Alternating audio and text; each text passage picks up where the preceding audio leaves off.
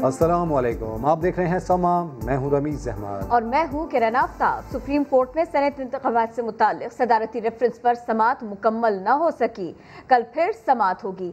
अदालत ने election commission से वोटर्स के लिए नया हिदायतनामा तलब कर लिया। चीफ जस्टिस ने रिमार्क्स दिए कि आर्टिकल 63A का इतलाक सेनेट इंतखाबात पर नहीं होता। पैसा चलने के शवाहिद सामने आए तो इलेक्शन कमीशन कार्रवाई करेगा। जस्टिस एजाजुल एहसन ने कहा, खुफिया राय शुमारी में मुतनासिब नुमाइंदगी ना हुई तो आइन की खिलाफ वर्जी होगी। वोट को खुफिया रखकर जुर्म की हौसला अफजाई करने वाली बात है। जस्टिस उमर अता बंदियाल ने रिमार्क्स दिए, बादियुन नज़र में कोई सबूत हो तो वोटों का जायजा लेने का इख्तियार होना चाहिए। वोट का जायजा लिए बगैर जुर्म कैसे साबित होगा। आज की समाअत का मजीद अहवाल जान लेते हैं। समा के नुमाइंदे जुल्करनैन इकबाल हमारे साथ मौजूद हैं। जी जुल्करनैन इकबाल, बात कुछ इशारे ऐसे थे जैसे आज मुकम्मल हो जाएगी, कुछ ना कुछ बहुत ज्यादा वाज़ेह हो जाएगा, लेकिन हुआ नहीं। किरण, आज अभी तकरीबन थोड़ी देर के बाद ही मीटिंग बाज़ाब्ता तौर पर शुरू हो जाएगी पुलिस रिफॉर्म्स कमेटी की, जिसकी सरबराही भी चीफ जस्टिस ऑफ पाकिस्तान ने करनी है। ये अहम मीटिंग थी जिसकी वजह से समाअत को 2 बजे ही 2 से सवा 2 के दरमियान ही अदालत को ख़त्म करना पड़ गया था। इस वजह से आज समाअत मुकम्मल नहीं हो सकी। जो बाकी लोग रह गए हैं वो कल 1 घंटे दिया गया है अदालत की जानिब से। 1 घंटा कल जुम्मा है, क्योंकि इसलिए 1 घंटा सिर्फ समाअत होगी, उसके बाद दलाइल होंगे। आज जो सबसे अहम नुकात सामने आए समाअत के दौरान वो एडवोकेट जनरल सिंध सलमान तलबुद्दीन के दलाइल थे, जिसमें उन्होंने कहा कि हॉर्स ट्रेडिंग की अब तक सिर्फ बातें ही होती हैं, सबूत आज तक कोई सामने नहीं आए। इस पर चीफ जस्टिस ऑफ पाकिस्तान ने कहा कि हॉर्स ट्रेडिंग को आप कह रहे हैं कि होती ही नहीं है, जबकि मिसाक जमहूरियत में पीपल्स पार्टी और मुस्लिम लीग नून ने तस्लीम किया और मिसाक जमहूरियत में इसको हॉर्स ट्रेडिंग के खात्मे के हवाले से बात भी की गई थी। इस पर एडवोकेट जनरल सिंध ने कहा कि वो तस्लीम करते हैं मिसाक जमहूरियत को और इसको बाज़ाब्ता तौर पर ऑन कर रहे हैं। साथ ही साथ जस्टिस एजाजुल एहसन ने कहा कि वोट को जो हतमी तौर पर सीक्रेट रखना जो है वो जुर्म के खिलाफ, जुर्म को हवा देने के मुतरादिफ होगी, उसकी हौसला अफजाई करने के मुतरादिफ होगा। सलमान तलबुद्दीन ने कहा कि अगर ओपन बैलेट से किसी का वोट सामने आ भी जाए कि उसने पार्टी छाड़कर वोट दिया है, तो क्या ये जुर्म होगा, या क्या ये इसको करप्ट प्रैक्टिस के तौर पर गिरदाना जाएगा, या इल्ज़ाम लगाने वाले को कोई शवाहिद भी देना होंगे। इस पर जस्टिस उमर अता बंदियाल ने कहा कि पैसों का लेन देन तो किसी और तरीके से भी हो सकता है, लेकिन जब तक असल इल्ज़ाम यह है कि इसने पैसे लेके वोट बेचा, तो जब तक वोट को ही देखने का इख्तियार इलेक्शन कमीशन समेत किसी इदारे के पास नहीं होगा, तो ऐसी सूरत में जुर्म कैसे इस्टेब्लिश होगा।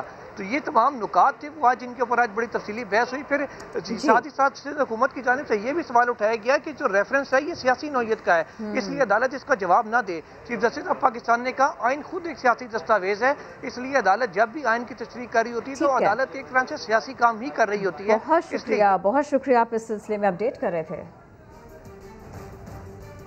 और पैसे तो नहीं लोगे, बिकोगे तो नहीं, अपना ज़मीर तो नहीं बेचोगे। इलेक्शन कमीशन ने सेनेट इलेक्शन लड़ने वाले उम्मीदवारों से बयान हल्फी लेने का बड़ा फैसला कर लिया। अगर उम्मीदवार ने पार्टी टिकट के लिए भी रकम दी होगी तो उसे बताना पड़ेगा। इलेक्शन कमीशन ने बयान हल्फी का मुसव्वदा तैयार कर लिया है। मैंने टिकट के लिए पैसा दिया, ना ही कोई और बदउनवानी की। आइन और कानून की भी कोई खिलाफ वर्जी नहीं करूंगा। अब सेनेट इंतखाबात लड़ने वालों को तहरीरी यकीन दहानी कराना होगी। इलेक्शन कमीशन इंतखाबात शफाफ बनाने के लिए उम्मीदवारों से बयान हल्फी लेगा। इलेक्शन कमीशन ने बयान हल्फी का मुसव्वदा तैयार कर लिया। बयान हल्फी में उम्मीदवार वोट की खरीदो फरोख्त के लिए पैसे का इस्तेमाल न करने की यकीन दहानी कराएगा। पार्टी टिकट से मुतालिक रकम दी है तो इलेक्शन कमीशन को आगाह करेगा। आइन और कानून की खिलाफ वर्जी न करने का औद कमिश्नर से तस्दीक शुदा बयान हल्फी जमा कराना भी जरूरी। बयान हल्फी पर उम्मीदवार के दस्तखत, अंगूठे का निशान और शनाख्ती कार्ड नंबर दर्ज होगा। इलेक्शन कमीशन को किसी भी तरह के अकाउंट की तहकीकात की इजाजत होगी। और अब आपको दें समा तहलका। जहांगीर तरीन सियासी जोड़ तोड़ के लिए एक बार फिर से मुतहर्रिक। जहांगीर तरीन ने PTI के सेनेट उम्मीदवार के लिए अरकान असेंबली से राबिते शुरू किए। इसी पर अपडेट्स हासिल कर लेते हैं समा के नुमाइंदा खुसूसी नईम अशरफ भट्ट से। नईम साहब, सेनेट की अहम तरीन यह नशस्त है, इसके लिए मुतहर्रिक हुए हैं जहांगीर तरीन, किस किस सतह पर रब्ता हुआ या होने वाला है? बिल्कुल रमीज, समझ लें कि दोनों जो इस वक्त पार्टियां हैं, एक तरफ PDM और एक तरफ हुकूमती इत्तेहाद, वो अपने बेस्ट बंदे जो हैं वो मैदान में जोड़ तोड़ के लिए उतार रहे हैं। दूसरी तरफ यूसुफ रज़ा गिलानी है जो जिनके साथ कोई 20-22 MNAs हुकूमत के जो है वो राब्ते में हैं हुकूमत के। लेकिन अब PTI ने भी एक बड़ा बंदा जो है वो मैदान में उतारा है, जो कि पहले हुकूमत साजी जब हुई थी उस वक्त भी भरपूर उनका किरदार था, उनका और उनके जहाज का। जहांगीर तरीन जो हैं अब वो अब आए हैं, लेकिन ये जो हमायत है इसमें थोड़ी पर्सनल भी बात है कि डॉक्टर हफीज शेख से उनका एक पुराना ताल्लुक भी है और टेलीफोनिक राबते भी हुए हैं दोनों के दरमियान, यानी डॉक्टर अब्दुल हफीज शेख और जहांगीर तरीन के दरमियान टेलीफोनिक राबते हुए हैं और उसमें जहांगीर तरीन ने उन्हें प्रॉमिस किया है कि वो भरपूर कोशिश करेंगे और वो कोशिश का आगाज इस तरह हो चुका है कि जो नाराज अरकान असम्बली हैं खासतौर पर जनूबी पंजाब से पीटीआई के, उनसे उन्होंने राब्ते शुरू कर दिए हैं जिनसे वो राब्तों में ये कितनी चैलेंजिंग सिचुएशन है नईम अशरफ भट्ट? ये कितना बड़ा महाज होगा जहांगीर तरीन के लिए, ये कितना मुश्किल टास्क होगा, वो भी इस सिनेरियो में कि जब यूसुफ रजा गिलानी भी इन्हीं खफा लोगों से राबितों में हो। जी बहुत अहम सवाल आपने किरण किया है। बिल्कुल, ये तो ऐसे लग रहा है कि जैसे एक दफा दोबारा कोई हुकूमत बनने और अपोजिशन में आने या वजीर आजम का इलेक्शन जैसे हो रहा है कि यूसुफ रजा गिलानी का देख लें इतना सियासी कद है और उनसे राब्ते भी हैं हुकूमती MNAs के, और दूसरी जानिब हुकूमत के जो लोग हैं उन्होंने भी, क्योंकि हफीज शेख सियासी शख्सियत नहीं है उस तरह वो नहीं कर सकते उनके राब्ते MNA से, अपने MNA से भी उस तरह नहीं, तो फिर अब बेस्ट बंदा जो PTI का है जहांगीर तरीन, उनको उतारा गया है मैदान में और जो है इसमें हुकूमत के वुज़रा भी कुछ हैं जो राब्ते में हैं और उन्हीं से कह लें कि हुकूमती ज़राए से ही ये चीज़ कंफर्म हुई है और कुछ 3-4 बड़े अहम वुज़रा, हम उनके नाम नहीं ले रहे, हमें उनका मालूम है, वो भी जहांगीर तरीन से राब्ते में हैं। तीनों चारों मिलकर जो है वो जो नाराज अरकान है, पहला मरहला और पहला टारगेट उनका जनूबी पंजाब है, उसके बाद मुमकिन है कि नून लीग के बिल्कुल नईम, जैसा कि आप हमें बता भी रहे हैं कि बरह रास्त राब्ता हुआ है, ये ऐसी तमाम तर सूरत हाल में आप क्या समझते हैं PDM कहाँ खड़ी होगी, और ये खबर अगर उन तक पहुँच गई है तो अब क्या मूव बनाने जा रही है PDM?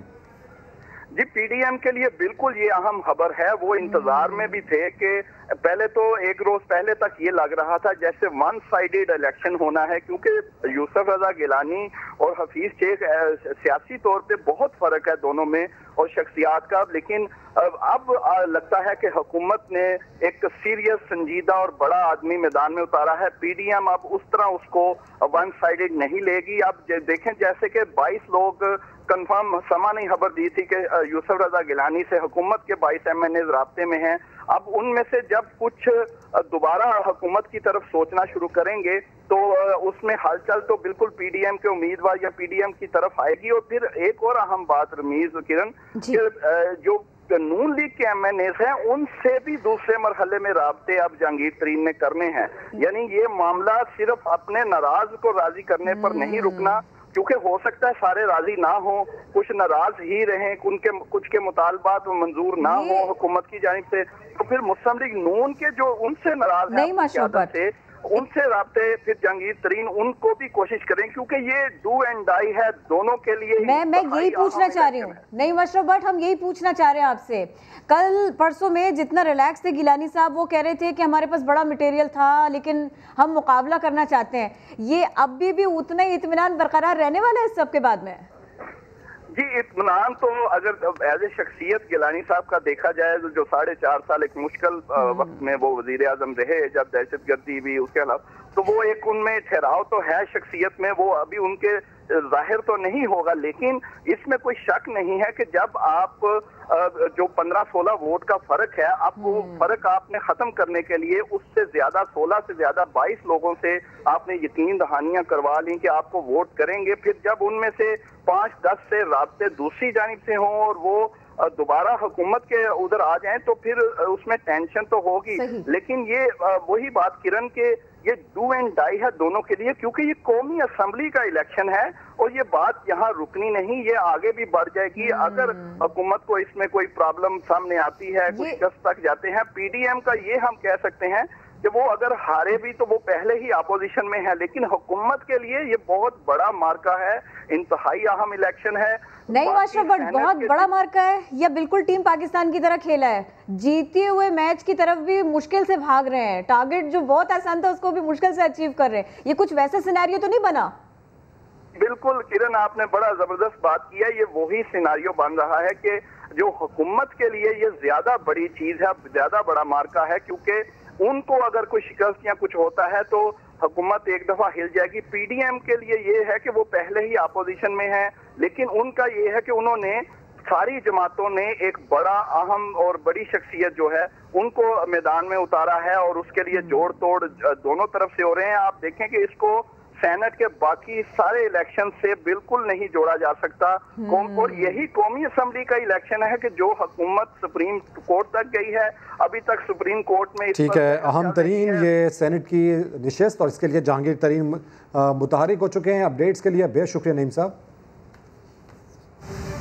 बड़े ऐवान की ख्वाहिश और हंगामा राई, तफसील अब से कुछ देर में। पीडीएम के मुश्तरका उम्मीदवार यूसुफ रजा गिलानी के कागजात मंजूर कर लिए गए। यूसुफ गिलानी और हफीज शेख के दरमियान कांटे का मुकाबला मुतवक्के है। इस्लामाबाद की 2 निश्चितों पर उम्मीदवारों की तादाद 10 हो गए। बड़े ईवान का इंतखाबी मार्का, उम्मीदवारों के कागजात नामजदगी की स्क्रूटनी। इस्लामाबाद की 2 नशिस्तों पर 10 उम्मीदवारों के कागजात नामजदगी मंजूर। इलेक्शन कमीशन ने साबिक वजीर आजम यूसुफ रजा गिलानी को भी सेनेट इलेक्शन लड़ने के लिए अहल करार दे दिया। पीटीआई रहनुमा फरीद रहमान ने पीडीएम के मुश्तरका उम्मीदवार के कागजात नामजदगी चैलेंज किए थे। रिटर्निंग अफसर ने एतराजात मुस्तरद करते हुए करार दिया कि यूसुफ रजा गिलानी की 5 साला नाअहली खत्म हो चुकी। उनके खिलाफ केसेस अदालतों में हैं, लेकिन ज़ेर इल्तवा मुकदमात पर किसी को इलेक्शन लड़ने से नहीं रोका जा सकता। जो आर्जी डिस्क्वालिफिकेशंस होती हैं 63 के तहत, ये अपने वक्त के साथ खत्म हो जाती हैं। इस फैसले ने ये साबित किया है कि आज जीत हक की हुई है, आज जीत कानून की हुई है, आज जीत जमहूरियत की हुई। इस्लामाबाद की जनरल नशिस्त पर अब यूसुफ रजा गिलानी और पीटीआई के अब्दुल हफीज शेख के दरमियान सख्त मुकाबला मुतवक्के। इस नशिस्त पर फरीद रहमान, अली बुखारी, नून लीग के तारिक फजल चौधरी के कागजात भी मंजूर हो चुके हैं। खवातीन की सीट पर पीटीआई की फौजिया अरशद, नून लीग की फरा अकबर और फरजाना कौसर को भी क्लीन चिट मिल चुकी। कागजात नामजदगी पर अपीलें 20 फरवरी तक दायर हो सकेंगी, जबकि उम्मीदवारों की हतमी फहरिस्त 24 फरवरी को जारी होगी। क्या सेनेट इलेक्शन में हॉर्स ट्रेडिंग हो सकती है? वजीर इत्तलात शिबली फराज का कहना है, हक और बातिल की जंग में शैतानी कुव्वतें अपना काम करती रहती हैं। ये हमारी जिम्मेदारी है कि कानून साजी करें, हॉर्स ट्रेडिंग की लानत से निजात हासिल करें। उन्होंने सवाल उठाया कि मीसाक़े जमहूरियत में ओपन बैलेट पर इत्तेफाक करने वाली जमातें आज इसकी मुखालिफ क्यों हैं? है वो अपना काम करता रहता है। अब ये हमारा फर्ज बनता है कि हम ऐसे हालात पैदा करें, ऐसी कानून साजी करें जो हॉर्स ट्रेडिंग की एक लानत है हमारे मुल्क के इंतखाबी अमल में, उससे हमारा छुटकारा हासिल हो।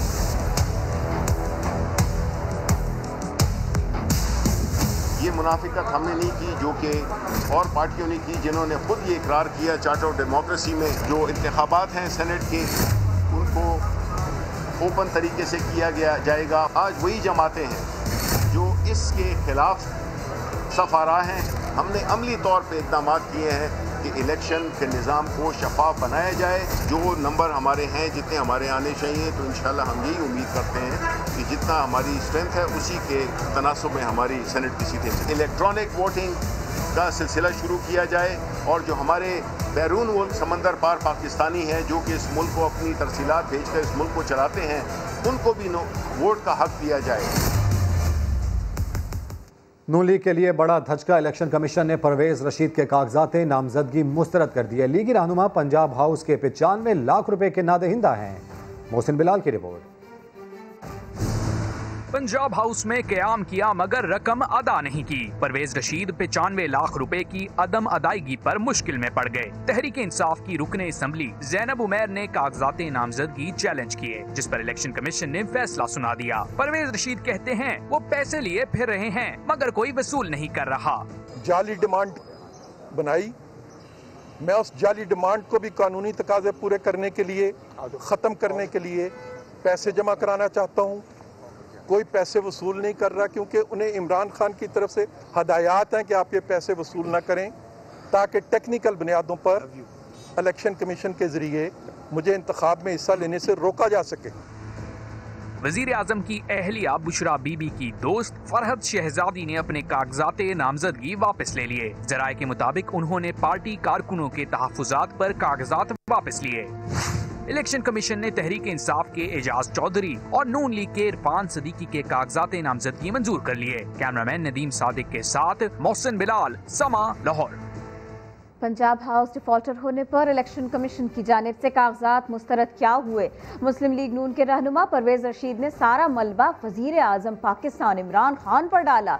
इसी सारे के सारे मामले के ऊपर बात करेंगे। मोहसिन बिलाल हमारा साथ देंगे। मोहसिन बिलाल, असल माजरा क्या है?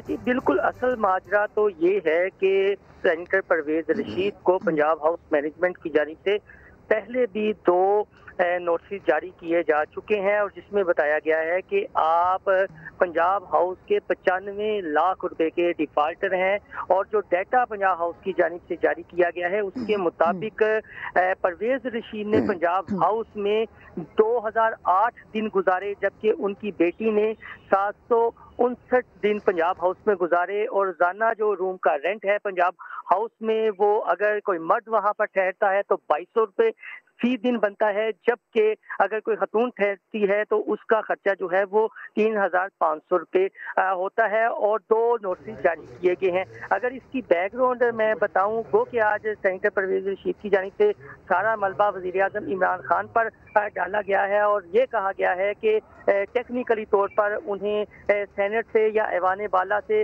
अपनी आवाज़ बुलंद करने से रोका गया है। लेकिन अगर उस्मान बुज़दार वज़ीर आला पंजाब की बात की जाए तो जब से वो बरसरे इक़्तिदार आए हैं बतौर वज़ीर आला पंजाब, तो अगर किसी मामले पर उन्होंने डिटेल्ड कोई प्रेस कॉन्फ्रेंस की थी तो ये पंजाब हाउस के डिफाल्टर्स के हवाले से थी और तकरीबन 1 साल से ऊपर इस प्रेस कॉन्फ्रेंस को अर्सा हो चुका है और एक सेनेटर और एक नोटिस पर नोटिस आते रहे और अदायगी नहीं हुई, यही बात रही। जी बिल्कुल, जो उन्हें नोटिस आते रहे और आज वो कह रहे थे कि वो इस चीज़ से ला इल्म है, जबकि हमने इस चीज़ की तस्दीक की है कि ये बात उनके इल्म में थी। न सिर्फ परवेज रशीद बल्कि नून लीग के और एक सेनेटर हैं, सेनेटर आसिफ करमानी, उनके इल्म में भी था, फिर भी ये सारा मामला ऐसे बनता रहा। बहुत शुक्रिया, आपने अपडेट किया। लीगी रहनुमा राना सनाउल्लाह का कहना है चोरों का टोला बेनकाब हो चुका, अप्रैल में आने वाले बिजली के बिल को हराम मचा देंगे। हुक्मरानों को इस बात का एहसास है, इसलिए वो ज़िमनी इलेक्शन में गड़बड़ कर सकते हैं। लाहौर में प्रेस कॉन्फ्रेंस करते हुए उन्होंने इलेक्शन कमीशन के सामने 3 मुतालबात भी रख दिए। अब जब बिजली के बिल आने हैं अप्रैल में तो उस वक्त जो को हराम मचना है तो इस टोले को उसका पूरा एहसास है। वो इसलिए हो सकता है कि ये टोला जो है ये अपनी बका के लिए जो है वो कोई ऐसी हरकतें करे कि उन हरकतों से जो है ये इलेक्शन को जो है वो डिस्प्यूटेड कर दे। जो वहाँ पे प्रिजाइडिंग ऑफिसर्स है उनको ये इंस्ट्रक्शंस दी जाएं कि एजेंट्स के सामने जो है वो गिनती होनी चाहिए। सेकंड, फॉर्म 45 उसके बगैर प्रिजाइडिंग ऑफिसर जो है वो अपना पोलिंग स्टेशन नहीं छोड़े। हमने किसी पोलिंग स्टेशन पे कच्चे कागज पे हमने रिजल्ट नहीं लेना। सेनेट इंतखाबात के लिए पीटीआई रहनुमा फैसल वावडा के कागजात नामजदगी मंजूर कर लिए गए। पीपल्स पार्टी के 14 और एमक्यूएम के 10 में से 6 उम्मीदवारों के कागजात मंजूर किए गए। साथ साबरी की रिपोर्ट। सेनेट इलेक्शन में स्क्रूटनी का अमल जारी। पीपल्स पार्टी के 14 और एमक्यूएम के 6 उम्मीदवारों के कागजात नामजदगी मंजूर कर लिए गए। पीटीआई के फैसल वावडा के कागजात भी मंजूर। अपोजिशन रहनुमाओं ने सवालात उठा दिए। इमरान खान ने फैसल वावडा को टिकट दिया, जो आदमी 2.5 साल से अमरीकी शहरी होने के बाद जिस दिन कागजात नामजदगी दाखिल करे उस दिन अमरीकी शहरी था। पीपी रहनुमा शेरी रहमान ने कहा कि सेनेट इलेक्शन को मुतनाज़ा बना दिया गया है। पाकिस्तान के साथ खिलवाड़ है, पूरा सेनेट इलेक्शन मुतनाज़ा इन्होंने कर दिया एक तरफ ताकि इनके अपने कैंडिडेट्स इनके काबू में रहें। आइन जो है वो पार्लियामान के हाथ में होता है, उसकी तरमीम हमारा तो ये मौक़िफ़ है। इलेक्शन कमीशन ने हलीम आदिल शेख के प्रोडक्शन आर्डर से मुतालिक दरख्वास्त मुस्तरद कर दी। हुक्काम के मुताबिक हलीम आदिल की बतौर तजवीज़ कुनंदा तस्दीक SIU में ही होगी। पहाड़ों के शहजादे को खिराज तहसीन बुलेटिन में आगे। सेनेट इलेक्शन के कागजात नामजदगी की स्क्रूटनी के लिए फैसल वावडा की आमद पर सिंध इलेक्शन कमीशन ऑफिस में हंगामा राई हुई। पीपल्स पार्टी वकला और कारकुनान पुलिस से उलझ पड़े। साथ साबरी की रिपोर्ट। सबसे बड़े ऐवान में जाने की ख्वाहिश, और ये हंगामा आराई। इलेक्शन कमीशन कराची ऑफिस में पुलिस की इजाफी नफरी तलब, गेट बंद कर दिया गया। सेनेट इलेक्शन कागजात नामजदगी की स्क्रूटनी के लिए PTI रहनुमा Faisal Vawda election commission office पहुंचे तो पीपल्स पार्टी के वकला और कारकुनों ने नारेबाजी शुरू कर दी। पीपल्स पार्टी के कारकुनों ने फैसल वावडा के साथ दफ्तर में घुसने की कोशिश की। पुलिस ने रोकना चाहा तो जियाले अहलकारों से ही उलझ पड़े।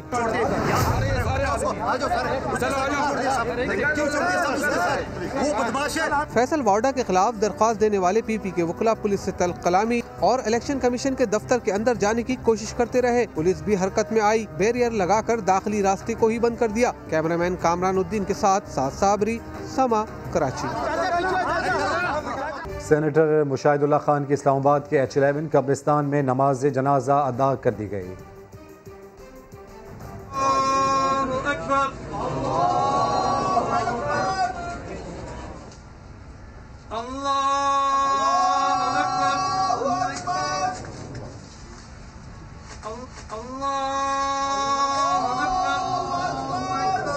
इसी पर अपडेट्स हासिल कर लेते हैं समा के नुमाइंदे वहाब कामरान से। वहाब, कौन कौन शरीक हुआ इसमें?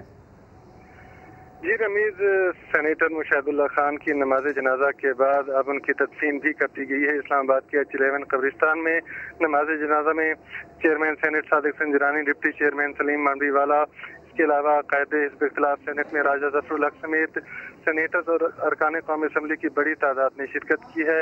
उनके अजीज़ व अकारीब और आवाम की भी बड़ी तादाद नमाज जनाजा में शरीक थी और इस मौके पर सभी अफराद दुखी थे, जो उनके कोलीग्स थे, जो उनके रिश्तेदार थे, अजीज़ व अकारीब थे और उनके इंतकाल को बड़ा सदमा करार दिया गया है और अब उनकी तदफीन कर दी गई है H11 कब्रिस्तान में। अपडेट्स के लिए शुक्रिया वहाब।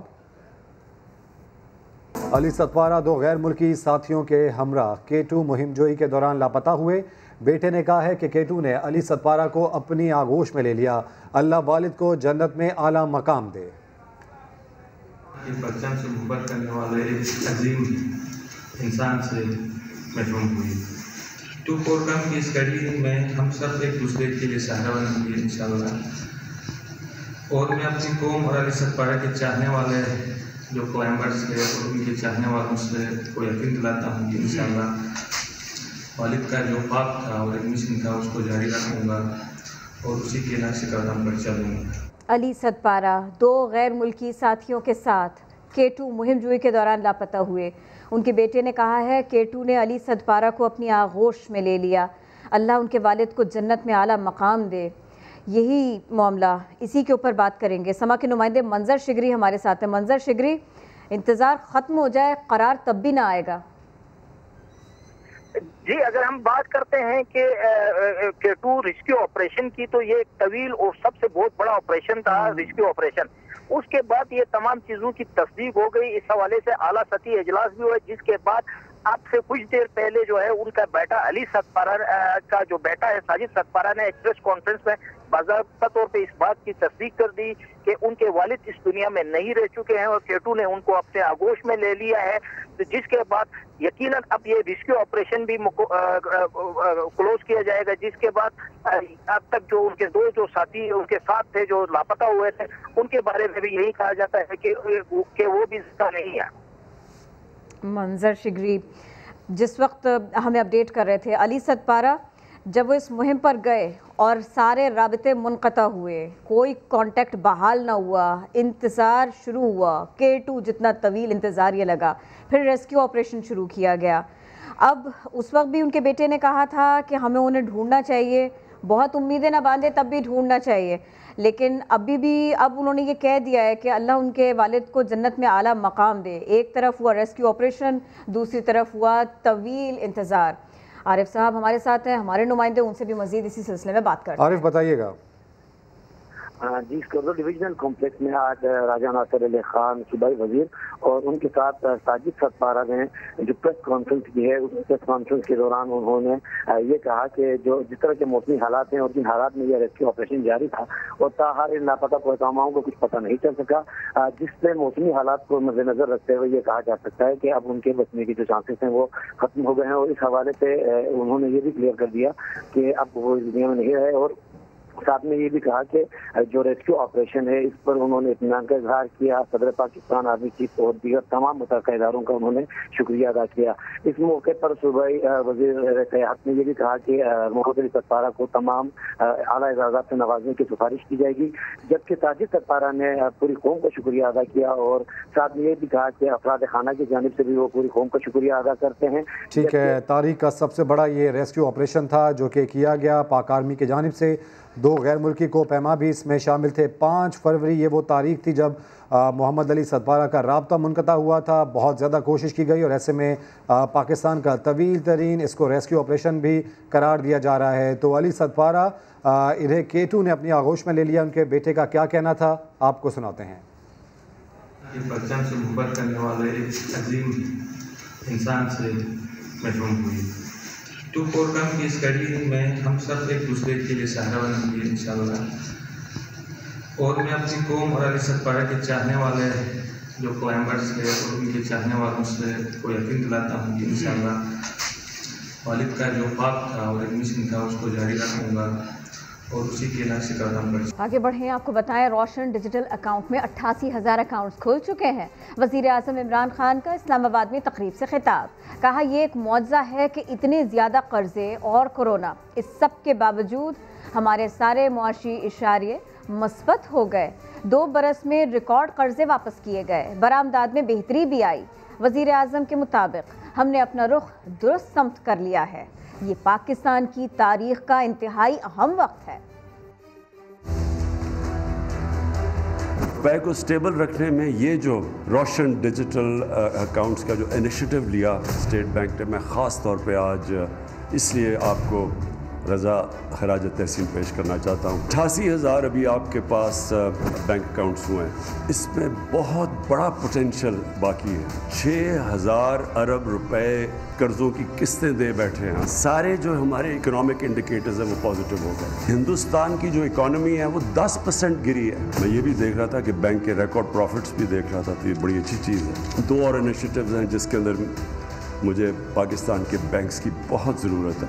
नंबर 1 जो हमारी नियाब पाकिस्तान हाउसिंग है और दूसरा स्मॉल और मीडियम इंडस्ट्री। ये 2 चीज़ें हैं जो कि पाकिस्तान की इकॉनमी को और ग्रोथ रेट को कहाँ से कहाँ ले जाएंगी। लाहौर में एक और लड़की पुरस्कार तौर पर जाम बहक हो गई। आखिरी वक्त में साथ मौजूद नौजवान हलाकत के बाद हादसे का ड्रामा रचाता रहा। पुलिस ने मुल्जिम को हिरासत में ले लिया है। जहांगीर खान रिपोर्ट कर रहे हैं।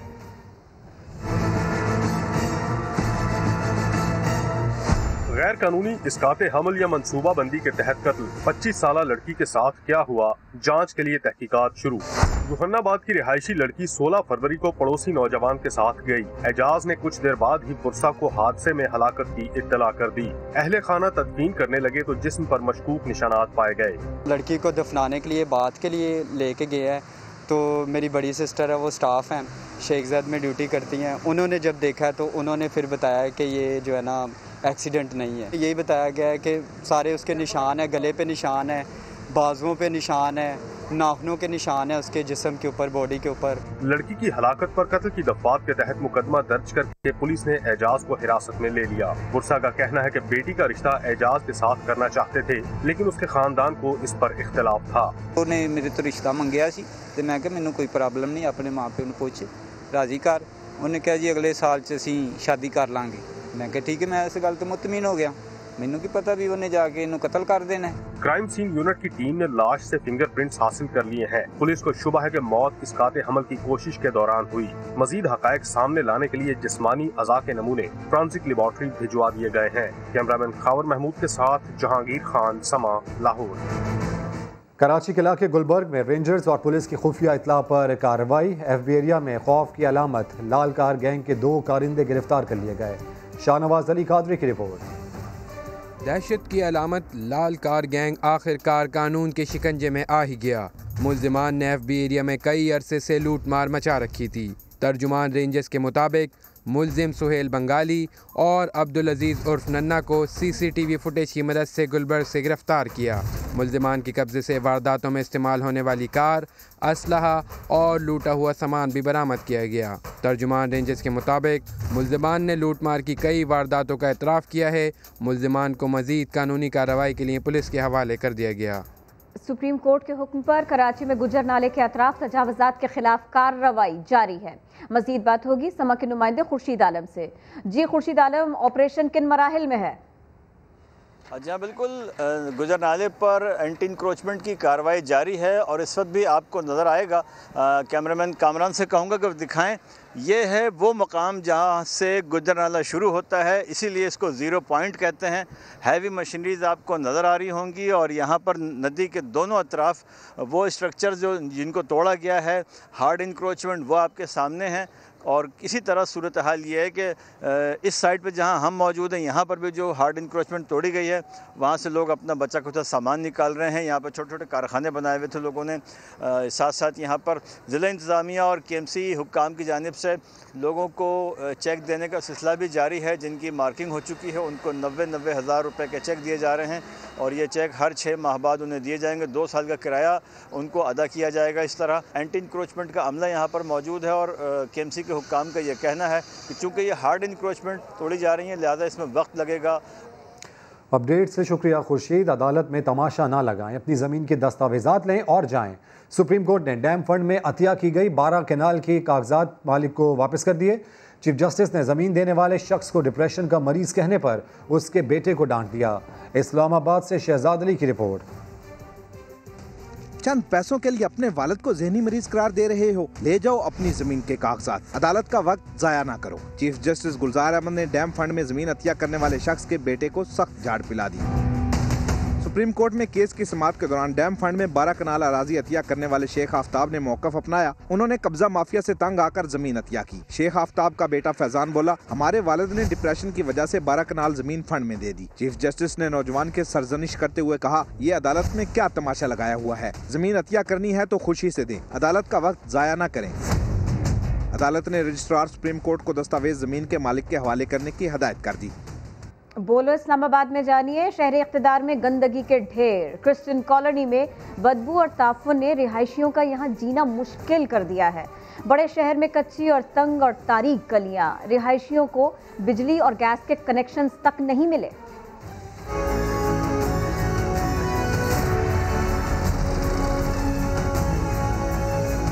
मैं हूँ समर गुलजार और यह है मेरा इलाका क्रिश्चियन कॉलोनी। वफाकी दारुल हुकूमत के वक्त में हालात तो देखिए, जहाँ तक नज़र जाए गंदगी ही गंदगी और सीवरेज का पानी नज़र आए। सफाई ना होने की वजह से आलूदगी और बदबू ने जीना मुहाल कर रखा है। बड़े शहर में हमारी बस्ती की तंग और कच्ची गलियाँ, क्या नाइंसाफ़ी नहीं?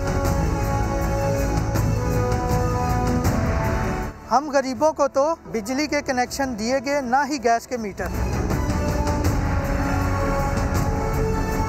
CDA वालों को कई दफ़ा बताया, लेकिन हमारे मसाइल का कोई हल ना निकला।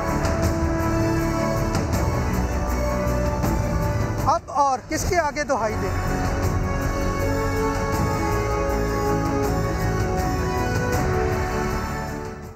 स्वात की तहसील कंबल में गूंगा बहरा लड़का 1 साल बाद घर वालों को मिल गया। सैयद शहाबुद्दीन की रिपोर्ट।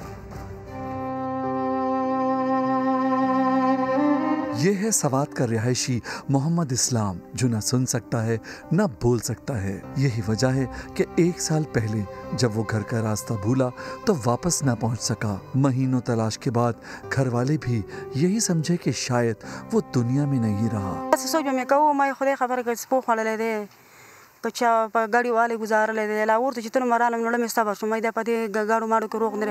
मगर फिर सोशल मीडिया पर इस लड़के की तस्वीर नजर आई तो घर वालों से सब्र न हुआ। उसी रोज बताए हुए एड्रेस के मुताबिक मियाँ वाली पहुँच गए। इसका फेसबुक में तस्वीर आया, तकरीबन 13 महीना बाद जो है ना वो मियाँ वाली में गया था।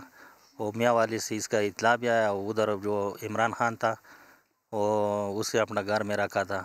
उसका पेंचर वाला दुकान भी था।